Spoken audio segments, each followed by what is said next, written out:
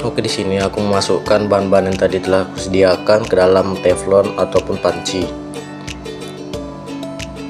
Dan setelah itu aku akan merendam dan mencuci ikannya supaya tidak terasa aroma amis. Nah, setelah aku cuci ikannya tadi, lalu aku akan memasukkan ikannya ke dalam sebuah teflon ataupun panci dan disusun secara rapi ataupun berturut-turut.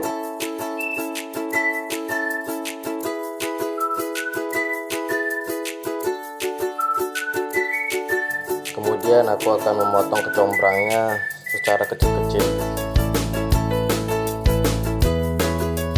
Nah, dan setelah itu aku akan menyediakan blender dan aku akan memasukkan bahan-bahan yang telah aku sediakan tadi, lalu tambahkan sedikit air.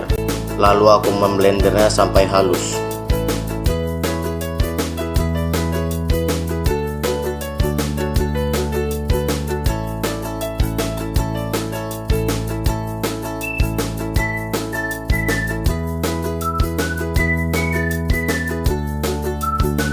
Selanjutnya kita akan masukkan bumbunya ke dalam teflon.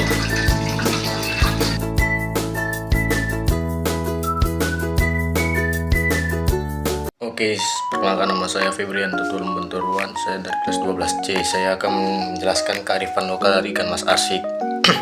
Yang pertama itu dia kearifan lokalnya itu harmoni dengan alam.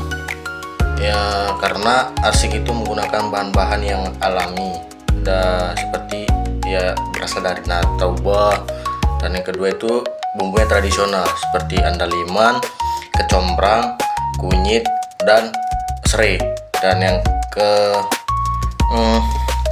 kedua itu dia simbol kebersamaan dan kekeluargaan. Artinya dia arsik ini sering disajikan dalam acara adat seperti pernikahan, kelahiran, dan upacara adat Batak ya. Dan makanan ini juga menjadi simbol persatuan gotong royong dan hubungan kekeluargaan yang erat. Dan yang ketiga itu dia nilai filosofi dalam penyajian. Ya, maknanya itu dia melambangkan keutuhan hidup dan harapan agar keluarga tetap bersatu dan harmonis. Sama seperti poin nomor 2 tadi. Dan yang ketiga itu dia identitas budaya. Identitas budaya itu dia seperti menunjukkan identitas dan kebanggaan budaya Batak yang diwariskan turun-temurun. Dan yang kelima itu dia nilai spiritual dan adat. Kearifan lokalnya itu mengajarkan rasa hormat, tata krama, dan nilai sosial dalam masyarakat. Jadi kesimpulannya itu kearifan lokal dalam masakan arsik ini mencerminkan keharmonisan dengan alam. Yang kedua kebersamaan dan kekeluargaan. Ketiga nilai filosofis kehidupan. Keempat identitas budaya, dan kelima nilai adat dan spiritual. Terima kasih.